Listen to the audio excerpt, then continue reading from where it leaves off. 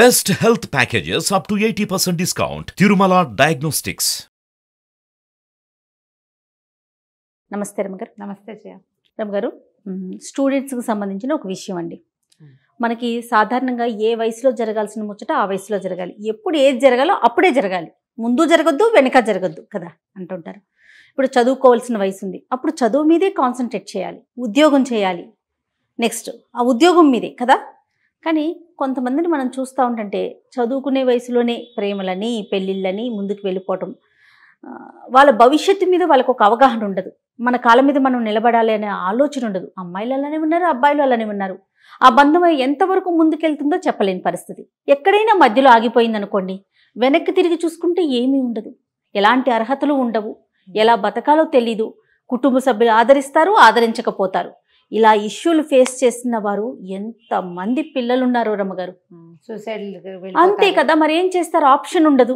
ఒక్కోసారి మోసపోతారు. అయితే మరీ ముఖ్యంగా మోసపోవటమేనండి. ఆడవాళ్ళు మోసం చేసినా అమ్మాయిలైనా మోసం చేస్తారు, అబ్బాయిలైనా మోసం చేస్తారు. దాని నుంచి ఆ బంధం నుంచి బయటికి రాలేకపోతారు. కొన్ని బతుకుదామంటే సరైన క్వాలిఫికేషన్ ఉండట్లేదు.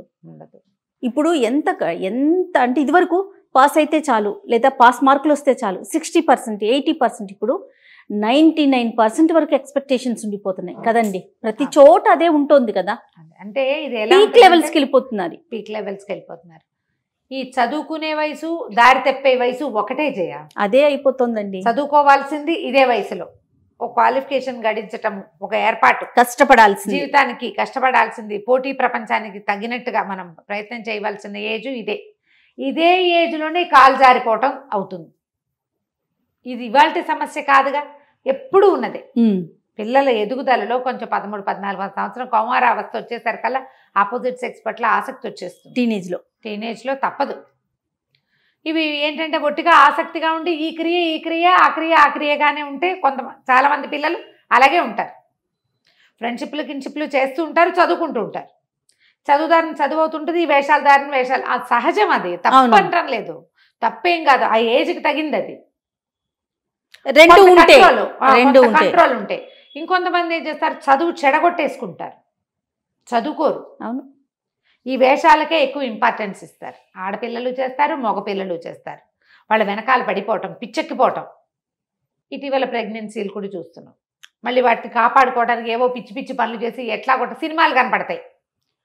సినిమాలు కనిపిస్తాయి. డిగ్రీ కూడా పూర్తిగాని పిల్లలు ఎలాగోలా కష్టపడి దాన్ని ప్రెగ్నెన్సీని హ్యాండిల్ చేయటము, ఏదో ఉద్యోగం ఎట్లాగోట్లా బతకటం. ఎందుకలా ఎట్లాగోట్లా బతకాలి అని అనిపించదు. ఆ వయసు హుమ్మస్సులు. ఇంకొంతమంది వదిలిపెట్టి వెళ్ళిపోవటం, ఏదో 4 రోజులు కలిసి ఉండటం, తర్వాత లేచక్కపోవటం, ఎవరి దారిని వాళ్ళు వెళ్ళిపోవటం. ఒక్కొక్కళ్ళు అందులోనే ఆగిపోతారు. ఎవరి దారిని వాళ్ళు ఇద్దరు వెళ్ళిపోతే ఒక రకము, అలా కాకుండా ఒకళ్ళు అక్కడ స్టక్ అయిపోతారు ఆ బంధంలో. అవును, దాన్ని వదులుచుకోలేకపోతారు, ఆ పొసెసివ్నెస్ని తట్టుకోలేకపోతారు, ఆ మోసాన్ని సహించలేకపోతారు. ఏం చేసినా వాడే కావాలని ఉంటుంది. ఇందులో మొదటి పెళ్ళిళ్ళు, రెండో పెళ్ళిళ్ళు కూడా ఉంటాయి. అక్కడి నుంచి ఈ అమ్మాయితోటి, ఒక అమ్మాయితో లవ్ అఫేర్, లేదా ఒక అబ్బాయితో ఫ్రెండ్స్ తోటి కూడా ఫ్రెండ్షిప్, ఒకేసారి 2-3తోటి ప్రేమలు. మొన్న ఈ మధ్య ఒక కేసు కూడా అట్లా చూసాం కదా మనం. చిన్న పిల్లలు అసలు టీవీలో చూస్తే హృదయ విదారకంగా లేతగా నూనూగు మీసాలు, వీళ్ళకప్పుడే ప్రేమలు, పెళ్ళిళ్ళు, చంపేయటాలు, చచ్చిపోటాలు, మోసాలు. ఇంకేమో అనుభవిస్తారు. 20 ఏళ్లకే ఇంతంత చూసేయాలా? సరిగ్గా చదువుకోకపోవటం, ఆ చదువుకోకపోతే ఏ ఉద్యోగము రాదు.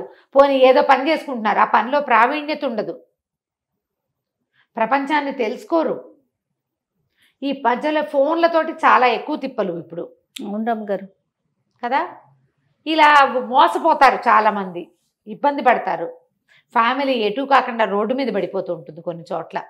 అసలు అంటే ఆలోచించలేకపోతారేమో అనుకుంటాను. ఆ ఏజ్ నెక్స్ట్ ఏంటి అనే ఆలోచన ఉండదు పిల్లలకి. సహజంగా తక్కువ మందికి షేర్ చేస్తారు. ఒకవేళ షేర్ చేసినా తమ క్లోజ్ ఫ్రెండ్స్, తమ ఏజ్ వాళ్ళకే షేర్ చేస్తారు. ఈ వీళ్ళలాగానే విచక్షణ లేని వయసే వాళ్ళది కూడా. వాళ్ళేం సరిగ్గా ప్లాన్ చేస్తారు, అంతే. చంపేయాలనుకుంటున్నానంటే వాడు వద్దురా, ఇలా చేయకూడదు, మీ మావయ్య చేస్తా, బాబాయ్ చేస్తా అని చెప్పట్లా. ఇప్పుడు వీడు హెల్ప్ చేస్తాడు, వాడు చంపేవాడొకడు, సహాయం చేసేవాడొకడు, ఇద్దరు నూనూగు మీసాల వాళ్ళే. ఈ మధ్యలో ప్రేమలు, ఏదో ఫ్రెండ్షిప్ చేస్తారు, అమ్మాయి కాస్త స్పీడ్ అయిందనుకో, తన దారిని తను ఉందనుకో, ఈ అబ్బాయి ఓర్చుకోలేడు, అది ఎవరితో మాట్లాడుతుంటే దాన్ని చంపేయాలనుకుంటాడు. ఇవన్నీ ఏజ్ ప్రభావమే చేయ. ఫ్యూచర్ కొంచెం కూడా ఆలోచించరు. రేపొద్దున ఇలా జరుగుతుంది, మనం పెద్దవాళ్ళం అవుతాం అన్న ఊహ ఉండదు. ఇది ఏదైనా చేసిస్తే మన అమ్మా నాన్న ఏమైపోతారు అనిపించదు. ఆ క్షణాన ఆ ఉద్రేకం తప్ప ఇంకొకటి ఉండనే ఉండదు. అంతే అంతే. వీళ్ళకి ఎవరికి చెప్పాలి మనం ఇప్పుడు ఈ మాట?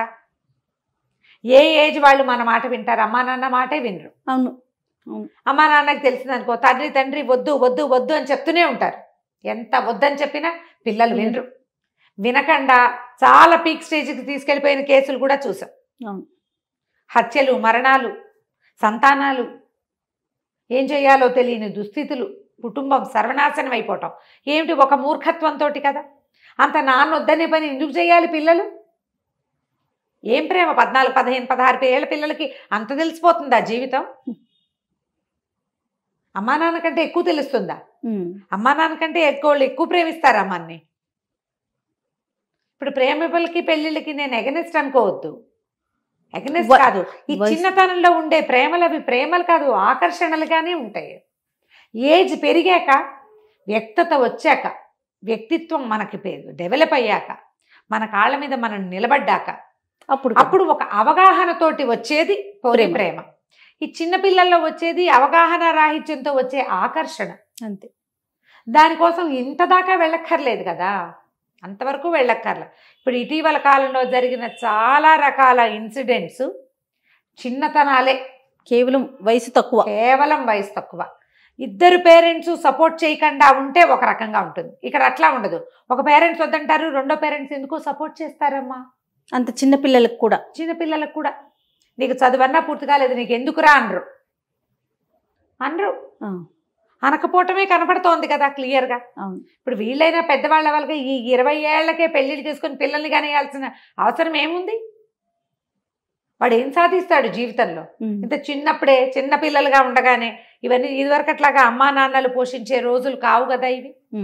నీ ఏజ్ పిల్లలు ఇంకా చదువుకుంటూ ఇంకా వాళ్ళు చకచకలాడుతుంటే నువ్వు పిల్లల్ని మోసుకుంటావా? ఈ తరాన్ని బట్టి వెళ్ళాలి కదా మనం. అవునండి. ఇదివరకు చేసేవాళ్ళు. పాత రోజుల్లో ఏముంది? పాత రోజు 14 ఏళ్ళకి పెళ్లి చేస్తే 15 ఏళ్ళకి ఆడపిల్లలకి, 20 ఏళ్ళకి మగపిల్లలకి పిల్లలు పుట్టేసేవాళ్ళు. ఆ రోజు కాలం వేరు కదా, ఇప్పుడు కాలమే వేరు. అసలు MBBSలో అలా మెడిసిన్ వైపు వెళ్తే 30 ఏళ్ళు వచ్చినా సెటిల్మెంట్ రాదు, వాళ్ళకి ఉద్యోగాలు రావు, చదువుకుంటూ ఉంటారు. అవును. వాళ్ళు ఇంకా నీ ఏజ్ వాడు స్టూడెంట్ లైఫ్ అనుభవిస్తుంటే నువ్వు 2 పిల్లల్ని వేసుకుని తిరగాల్సి వస్తావు. తిరగడం తప్పంటల్లా, తొందరపడద్దు, నువ్వు సెటిల్ అయ్యి తిరుగు. పోనీ ఆ వయసుకి సెటిల్ అవ్వగలుగుతారా? అవలేకపోతాం కదా. అంటే ఏం చేస్తే అవుతారు? ఏ ఇంజనీరింగ్ చదివితే 20-22 కల్లా ఉద్యోగాలు వచ్చేస్తుంది. వస్తే సంతోషం అమ్మగారు. ఆ ఏజ్ లో ఉద్యోగం తెచ్చుకొని వాళ్ళు ఇష్టపడినట్లుగా ముందుకెళ్ళిన సంతోషమే. అలాగే అనుకుందాం అజయ్. 22 దాని మీద ఒక డిస్కషన్ చేద్దాం. మనం 2-3 కేసులు చూశాను నేను. ఇవి మన కౌన్సిలింగ్ కేసులు కాదు, మనకు పబ్లిక్లో నాకు తెలిసిన ఫ్రెండ్స్ సమాజంలో చూసింది. 22, 23 అబ్బాయికి, 22 అమ్మాయికి, ఇద్దరికి క్యాంపస్ సెలక్షన్లో ఉద్యోగాలు వచ్చేసినాయి. వాళ్ళమ్మా నాన్న వద్దన్నారు, వీళ్ళమ్మా నాన్న వద్దన్నారు. కొంచెం కాస్ట్ డిఫరెన్స్ కూడా ఏదో ఉంది. వాళ్ళ అమ్మగారు అయితే 25 ఏళ్ళు రాని, ఫైనాన్షియల్గా స్థిరపడు, 10 రూపాయలు వెనకేసుకో, చదువుకి ఖర్చు పెట్టాం, మా దగ్గర అట్టే డబ్బులు లేవు, ఏ ప్రాబ్లం వచ్చినా మనకి డబ్బులు లేకుండా పోతాయని ఇద్దరు తల్లులు చెప్పారమ్మా పిల్లలకి. వీళ్ళు పెళ్లి చేసేసుకోవాలి, వాళ్ళు కాదంటున్నారని ఫ్రెండ్స్ తోటి ఎక్కడో 22, 23 పెళ్లి చేసేసుకున్నారు. వెంటనే ప్రెగ్నెన్సీ వచ్చింది. వీళ్ళకి ప్లాన్ చేసే అవకాశం కూడా లభించాల. ఫ్రెండ్స్ ఎవరో 2-3 ఏమన్నారంటే ఫస్ట్ ప్రెగ్నెన్సీని చేయకూడదు, అది చేయకూడదు అన్నారు. ఇంకొకళ్ళు కొంతమంది ఏం చేస్తారు, ఇలాంటప్పుడు ఫస్ట్ ప్రెగ్నెన్సీ అయినా ఇలా ఇంకా సెటిల్ అవ్వలేదని చేస్తే అది ఆడవాళ్ళు అది మర్చిపోరు, నీ వల్ల నా ఫస్ట్ ప్రెగ్నెన్సీ పోయిందో అని పోట్లాడి ఏడుస్తారు తర్వాత. అలాంటి కేసులు వస్తాయి.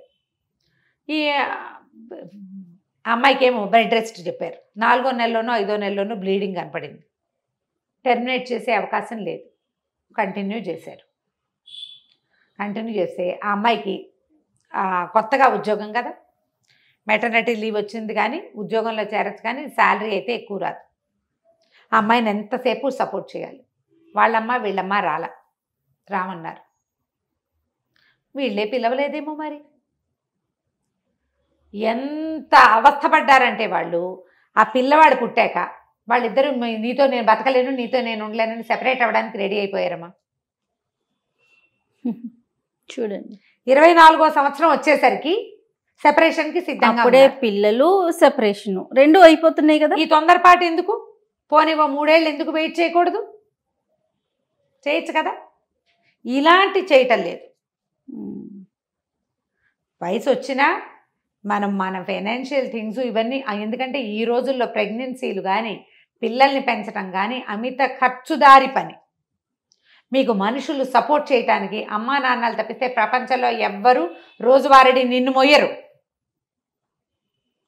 ఫ్రెండ్స్ ఒక పూట సహాయం చేస్తారు. అందరు ఫ్రెండ్స్ పక్కింటి ఆంటీ ఓ పూట అన్నం వండి పెడుతుంది, కనుక్కుంటుంది. నిన్ను రోజంతా మొయ్యదు. నిన్ను మోసేవాళ్ళు ఎవరు? కని పెంచిన వాళ్ళు. వాళ్ళని వదిలేసి వీళ్ళు ఏదో చేస్తామంటారు. నేల విడిచి సాము చేయకూడదు. ఈ మాట పిల్లలకి మనం డే 1 నుంచి నేర్పాలి, చెప్పాలి. సపోర్ట్ చేయలేము, ఇట్లా చేయలేము, దానికి ఒక లిమిట్ ఉంది, నీ ఇష్టారాజ్యంగా చేయటానికి కుదరదు, బాగా నిలబడ్డాక చేసుకో. ఈ 22 ఏళ్ల పిల్ల మొన్నటి దాకా అమ్మ అన్నం కలిపి నోట్లో పెట్టేది ఆ పిల్లకి. అబ్బాయికి అంతే, బౌల్లో అమ్మ కల్పిస్తేనే తిన్నాడు ఇంజనీరింగ్ అంతా. ఉద్యోగం రాగానే రెక్కలు వచ్చాయి అనుకుంటారు. ఆ రెక్కలకి బలం రాలేదని అనుకోరు. ప్రతివాడు ఇది ఆలోచించుకోవాలి. ఫ్రెండ్స్ చెప్పాలి, అక్క చెల్లెళ్ళు నేర్పించాలి, అమ్మా నాన్న చెప్పాలి, ఇంకా టైం ఉంది, ఇంకా టైం ఉంది, నువ్వు సెటిల్ అవ్వు, నువ్వు స్టాండ్ అవ్వు. నువ్వు పని మనిషికి 10 రూపాయలు జీతం ఇచ్చి పెట్టుకోవాలన్నా నీ దగ్గర ఉండాలిగా 20 రూపాయలు, అది ఉండాలి కదా. ఫైనాన్షియల్ స్టేటస్ లేకుండా చేస్తారు. అక్కడి నుంచి మోసపోతారు కొంతమంది. ఇక చచ్చిపోవడానికి చూస్తారు, ఆలోచించరు. మోసపోయిన పరిస్థితుల్లో నువ్వు ఈ తొందరపాటు వల్ల ఈ మోసకారితనానికి గురయ్యావు. నువ్వు ఇక తొందరపడకు, గెలిచి చూపించు, బతుకు. ఆడైనా మొగైనా ఎందుకు వాడినే పట్టుకుని వెళ్ళాటం? వీడు నాకు కావాల్సిందే అని పోలీస్ స్టేషన్కి ఎందుకు? వాడు మోసం చేసిన దౌర్భాగ్యుడితో జన్మంతా ఉండాలా నువ్వు? నేను ఆ కేసులు చూసినప్పుడల్లా నా భర్త నాకు కావాలి, నా ప్రియుడు నాకు కావాలి అని వెళ్ళిన ఆడవాళ్ళని చూస్తే నాకు అనిపిస్తుంది, జయ వీడు ఇంత అన్యాయంగా ఈ అమ్మాయిని మోసం చేస్తే వీడే కావాలని ఎందుకు వెళ్తారు వీళ్ళు అనిపిస్తుంది. ఒక్కసారి మోసం చేసిన వాడు జన్మంతా మోసగాడే కదా వాడు. అవునా? ఏమిటో నాకు అట్లా అనిపిస్తుంది జయ. తప్పో ఒప్పో నాకు తెలీదు. ఎంతమంది దీనికి సహయోగం అవునండి అంటారో అర్థం కాదు నాకు. ఎవరైనా భర్త కావాలి, నాకు వీళ్ళు కావాలి, వాడు చావచిత కొట్టి దీన్ని రోడ్డు మీద వదిలేసి తిండి లేకుండా చేసి దిక్కు లేకుండా చేసేసి పోలీస్ స్టేషన్కి వెళ్ళి వీడు నాకే కావాలంటారు. ఎందుకు వెళ్ళి కావాలనాలి? వాడిని జైల్లో పెట్టించండి, శాస్తి చేయాలి వాడికి. అంటే అక్కడ వీళ్ళకి సపోర్ట్ లేకపోవటం, వీళ్ళ కాళ్ళ మీద వీళ్ళు బతకగలం అనే ఒక సపోర్ట్ వీళ్ళకి లేకపోవటం, లేకపోతే పేరెంట్స్ వైపు నుంచి అంటే అదేనండి, అది పేరెంట్సా, సమాజమా, మన కాళ్ళ మీద పోతే పోయాడు వాడు, నేను బతకగలను, ఉన్న బిడ్డ నేను బతికించుకోగలను అన్న ధైర్యం లేకపోవటం అనుకుంటా నేనైతే. అంతే. అంటే మీకు ఉన్న దాంట్లో ఉండలేకపోవటం, అంతే. మోసగించినా సరే వాడే కావాలనుకోవటం, అది అన్నిటి ప్రేమగా అనిపించదు జయ. నాకు అర్థం కాదు అది. మళ్ళీ మోసపోవడానికి సిద్ధపడుతున్నారు ఎందుకు వీళ్ళు? అంటే మళ్ళీ మోసం చేయడం అనుకుంటారేమో రమ్మగారు, ఏమో ఆలోచన ఉంటుందేమో. మీ దారిని మీరు వెళ్ళి బతకండి అమ్మా, ఇంకో ప్రపంచం ఉంది, ఇంకో పెళ్లి చేసుకోవచ్చు. సమాజం మనకి బోల్డ్ అనే అవకాశాలు ఇచ్చింది రాజ్యాంగం. హాయిగా నిలబడి మీ దారిని ఒకసారి మోసపోయి మళ్ళీ వాళ్ళ దగ్గరికే ఎందుకు చేరాలి? ఇంకో గంగాలోకి చేరకండి, వాళ్ళ దగ్గర చేరకండి. మీ దారి ఈసారి మోసపోకుండా జాగ్రత్తగా బిల్డ్ చేసుకోండి జీవితాన్ని. అలా ఎందుకు చేయకూడదు? సరైన నిర్ణయాలు తీసుకోలేకపోవటమే రమ్మగారు. ప్రతి చోట అవగాహన రాహిత్యం చేయ. ప్రతి చోట జీవితం ఎంత ప్రీషియస్, ఎంత విలువైంది మన జీవితం అన్న అవగాహన లేకపోవటం, ఏవో పిచ్చి దారుల వెంట పరిగెత్తటం, అక్కడ ముళ్ళు గుచ్చుకుంటే ఆ ముళ్ళల్లో పడిపోవటం. పిచ్చి పిచ్చి దారులు సెలెక్ట్ చేసుకోవద్దు, సరైన దారులు సెలెక్ట్ చేసుకోండి. ఒకవేళ మనం వెళ్ళిన దారులు ఒక్కొక్కసారి డెడ్ ఎండ్స్ అవుతాయి. తిరగండి. అది అసలు చేసే మిస్టేక్ అక్కడే అనుకుంటారు గారు. అది డెడ్ ఎండ్ అయితే ఖచ్చితంగా నువ్వు వెనక్కి తిరగవలసింది. నువ్వు అక్కడే ఉంటే ఎప్పటికీ ఎండే కదా, అది ఎప్పటికీ ఎండే కదా. మోసపోవటము, తప్పిపోవటము, వదిలించేసుకోవటం అవతల అలా జరుగుతాయి కదా. ఎంతుంటే అంతలో ఉండైనా సరే నిలబడి మెల్లిగా మన పరిస్థితిని హ్యాండిల్ చేసుకోవటము, ఏదో ఒకటి రావాలి. దానికి కొంత వయసు రావాలి, అనుభవం ఏజ్ రావాలి కదా. ప్రపంచం, మనం ఒక రకం ప్రపంచాన్ని చూస్తాం, ఇంకో రకం ప్రపంచంలో పడిపోతాం. ఈ కొత్త ప్రపంచంకి ఏకష్టం అవ్వడానికి మనకు కొంచెం సమయం పడుతుంది. అవును, నిలబడితే నుంచుంటే అన్నీ అర్థమవుతాయి.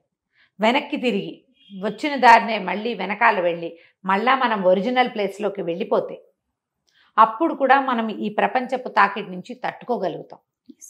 పిల్లలకి ఇలాంటివి ఉదాహరణలతో సహా ఎప్పుడైనా చెప్పాలి. మన చెయ్యి వాళ్ళు దాటిపోతున్నారన్నప్పుడు తిట్టి కొట్టి వాళ్ళని ఇంట్లో పడేసి పోలీస్ రిపోర్ట్లు ఇచ్చి కాదు, కౌన్సిలింగ్ మాట్లాడడం, చెప్పడం, అరిచి తిట్టి కాదు, ఒక 4 ఉదాహరణలు చూపించటం, వాళ్ళు చూడు వీళ్ళు చూడు వీళ్ళు చూడు అని చెప్పుకోవటం. అంతే. చెడితే ఏమవుతుంది, ఇది నువ్వు మోసపోతావు లేదా తప్పిపోతావు లేదా ఇలా దొరికిపోతావు. అలాంటప్పుడు ఏమవుతుందో ఆడపిల్లలకి మగపిల్లలకి కూడా ఫ్రెండ్సో పేరెంట్సో ఏదైనా కజిన్సో ఎవరైనా చెబితే కనీసం వీళ్ళు కూడా ఎప్పుడైనా ఇట్లా ఏదైనా హేస్టీగా చేయాలనిపించినప్పుడు మాట్లాడుకోవాలి కదా. అవును. దానికి తగిన మానవ సంబంధాలు డెవలప్ చేసుకోవాలి. ఏ కష్టం వచ్చినా అదిగా మన ఇంట్లో ఒక ప్రాబ్లం వచ్చింది, ఎందుకు పెరుగు లేదు పాలు ఉన్నాయి తోడు పెట్టుకోవడానికి పక్కింటికి వెళ్ళి అడగమా? దానికి నువ్వేం చేయాలి? రోజు హాయ్ అంటే అనద్దు మరి అనాలా? అప్పుడు నువ్వు పెరుగు అడగలవు, కాఫీ పొడి అడగలవు, ఇంకేదైనా అడగలవు. మా తాళాలు మీ ఇంట్లో పెట్టుకోండి, మా వాళ్ళు ఎవరైనా వచ్చారా అని అడగలవు. హాయ్ అంటే నేర్చుకోండి ప్రపంచాన్ని, మన వాళ్ళతోటి మాట్లాడండి మనసు ఇచ్చి. అంటే మనకు తెలిసిందే ప్రపంచం అనుకుంటున్నారు రమ్మగారు. పిల్లలు ఎలా ఉన్నారంటే నేను చూసిందే మనిషి అంతే, ఇంకా చుట్టుపక్కల ఏం చూడట్లేదు. ఈ చూడకపోవటమే మనం దాని వల్ల పట్టుకుని వేలాడుతున్నారు ఆ మనిషినే ఆ సమస్యనే. ఇప్పుడు మనం చూసే సమస్యలన్నిటికీ ప్రధానమైన కారణం ఏంటంటే సరైన హ్యూమన్ రిలేషన్స్ లేకపోవటం. ఆ దొరికింది ఏదో పట్టుకు వేళ్లాడటం. ఈ వేళ్లాడ్డాలు మానేయండమ్మా, సరిగ్గా పట్టుకోండి.